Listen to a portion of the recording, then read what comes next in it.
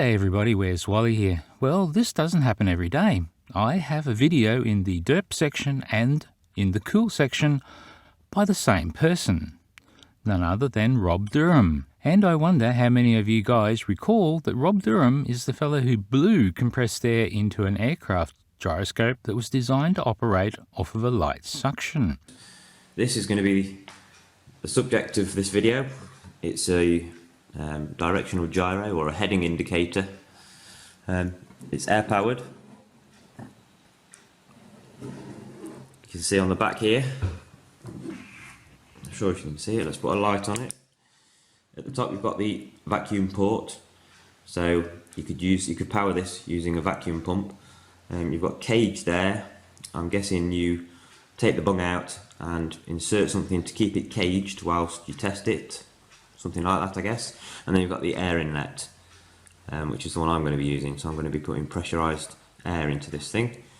And it just so happened that this standard fitting off a compressor hose fitted the threads perfectly, so that was very convenient.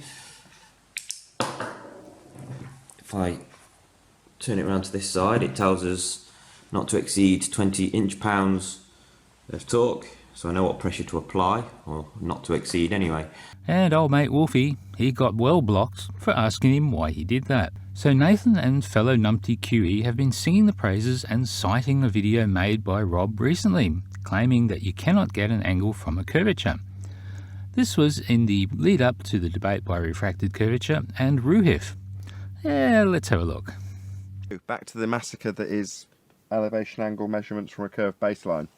They're going to whistle past it in the initial, or Roohif's going to try and whistle past it, and that email that you read out earlier, you've been presented with the angles. Shh, let's not talk about where we got them from. That wasn't in the email.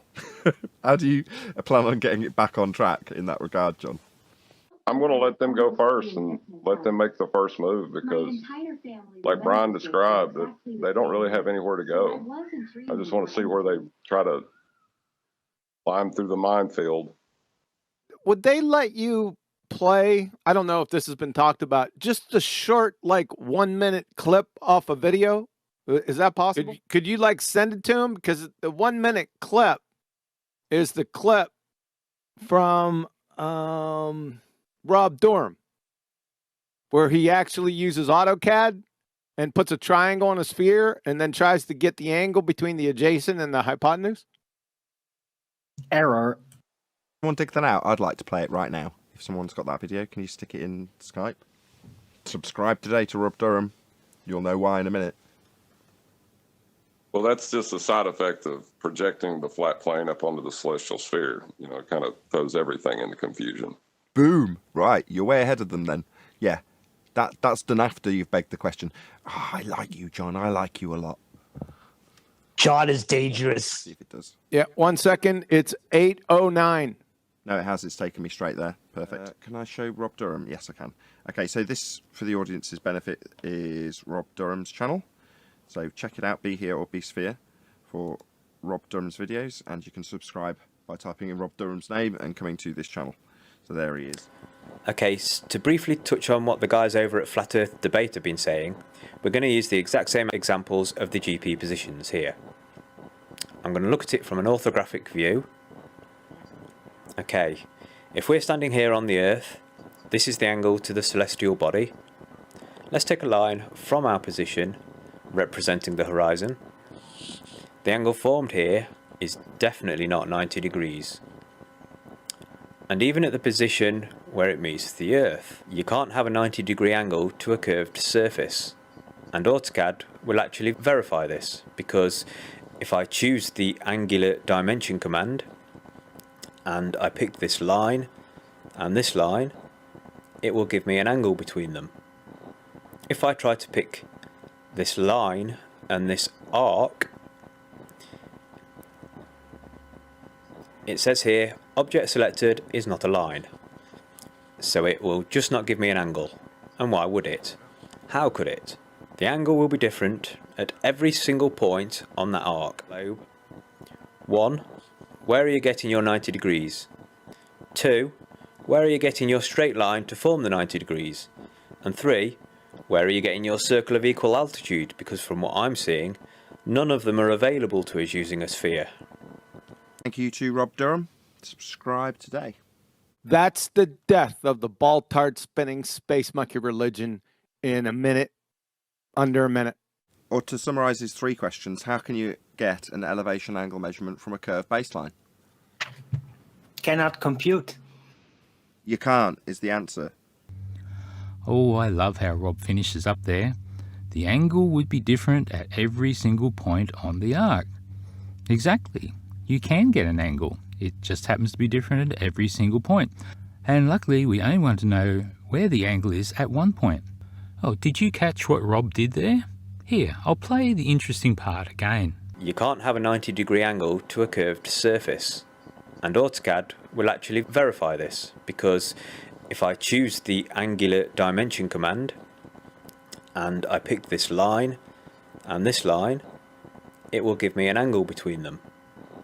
If I try to pick this line and this arc, it says here, object selected is not a line. So did you see Rob's trickery that time? Well, first he measures angle A. Well, that is the angle between 2 parallel lines of parallel light from stars. That ain't right.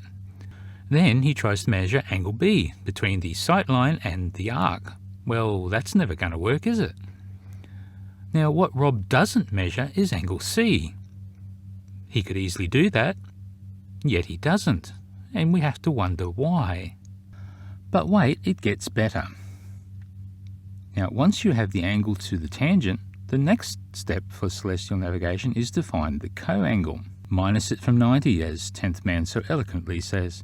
And the fact that the numpties are spruiking this video by Rob shows that they actually have never even done a full sight reduction or completed the celestial navigation. We all saw Refracted Curvature's really weak source effort with Roohif and the debate the other day. Okay, guess what? It gets even better. QE and Nahtan both say Rob's the man. Oh, and shout out to Harry Callahan for this little gem. Now, I will steal Harry's point here. It seems that hanging around flat earthers makes one dumber. Now, Rob had absolutely no problem drawing elevation angles to the curved surface of the globe back in 2015. Let's have a quick look at Rob trying to test the sphere model working. He basically used SunCalc, found 3 locations, and for each location he got the SunCalc elevation angle and azimuth to the sun. Now he triangulated the sun from the surface of the earth. With AutoCAD, Rob drew 3 lines. He drew them at the azimuth and elevation angle given, and he did this to the surface of the earth, which was curved.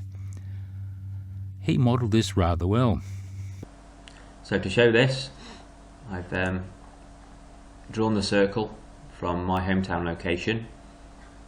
I've drawn a north line here, which points at the North Pole up here. And from the website, the suncalc.org website, it told me that my location is 85 degrees, or sorry, the sun's position from my location here in the centre is 85.71 degrees. So I've gone in an eastward direction, clockwise. That gives me this line here, and then the so that's the azimuth.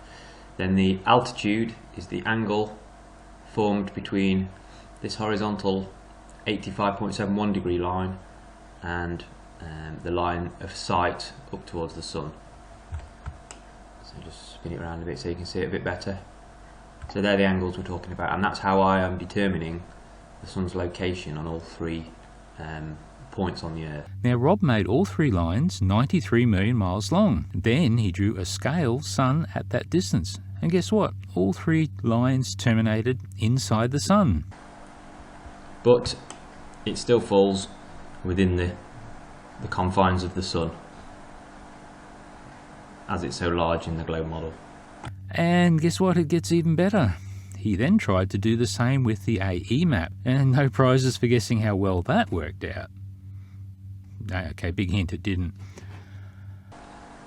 Anyway, let's get to the flat Earth geometry. So this is the Gleason's new standard map of the world, which I've imported into AutoCAD. I've traced over the lines of latitude here with circles in AutoCAD, and because it's been scanned, the lines don't actually match the circles precisely, but they're not far off. And as you can see, they work out pretty good on the map. There would be the red line would be going through London as the meridian. There's my location. That works out in South Africa, and that works out in Sumatra. It's pretty accurate.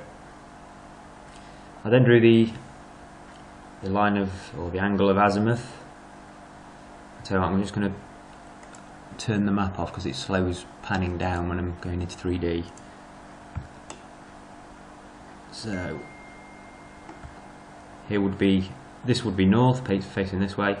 So measuring an angle eastward from north, going around this way, this would be the azimuth angle, and then up from that angle would be the elevation or the altitude angle here, which points off up into space.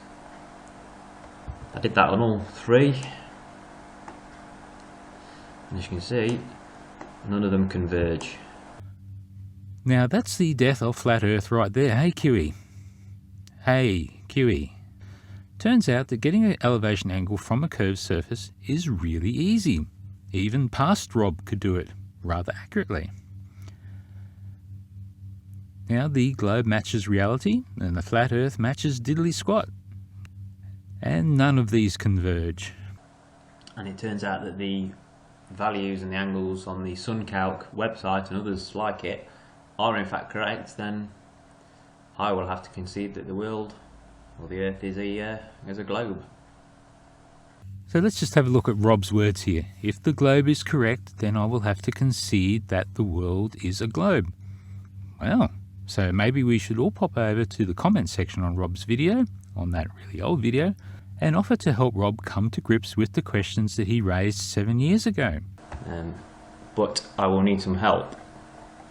And what I'm going to ask for is for at least 2 people, myself as a third, but preferably 3 other people, who have the means and the capability of determining azimuths and altitudes to the sun with whatever equipment you may have, and to coordinate yourselves so that you can get the angles documented at the exact same time of day in all 3 locations, and get them back to me, and I can punch them into this model and determine exactly what's going on.